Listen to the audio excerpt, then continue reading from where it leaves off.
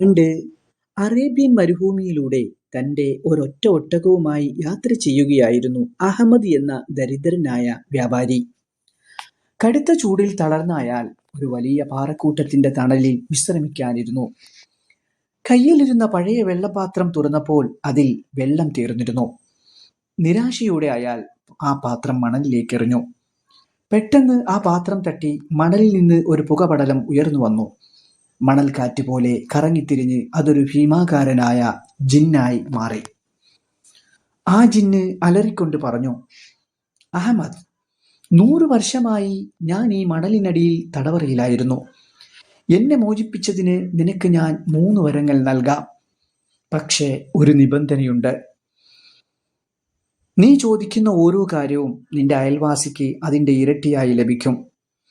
അഹമ്മദ് ആലോചിച്ചു. അയാൾ തൻ്റെ അയൽക്കാരനായ അബ്ദുള്ളയോട് അസൂയുണ്ടായിരുന്നു. അബ്ദുള്ള നേരത്തെ തന്നെ സമ്പന്നനായിരുന്നു. ഒന്നാമത്തെ വരം അഹമ്മദ് ചോദിച്ചു. എനിക്ക് 100 സ്വർണ്ണ നാണയങ്ങൾ വേണം. നിമിഷ നേരം കൊണ്ട് അയാളുടെ മടിയിൽ 100 നാണയങ്ങൾ വന്നു വീണു. പക്ഷേ അയൽക്കാരനായ അബ്ദുള്ളയുടെ വീട്ടിൽ 200 നാണയവും. രണ്ടാമത്തെ വരം അഹമ്മദ് ചോദിച്ചു.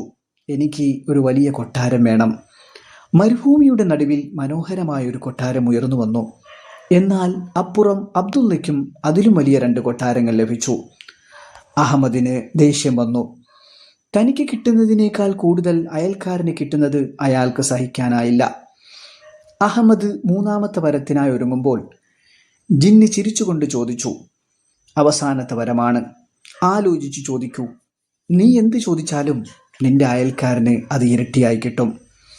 അസൂയ മാറ്റിവെച്ച് അഹമ്മദ് ഒരു നിമിഷം ചിന്തിച്ചു.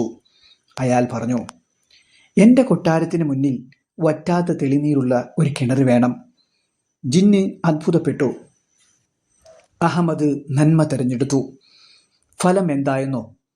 അഹമ്മദിൻ്റെ കൊട്ടാരമുറ്റത്ത് ഒരു കിണർ വന്നപ്പോൾ അയൽക്കാരനായ അബ്ദുള്ളയുടെ പറമ്പിൽ 2 വലിയ കിണറുകൾ ഉണ്ടായി.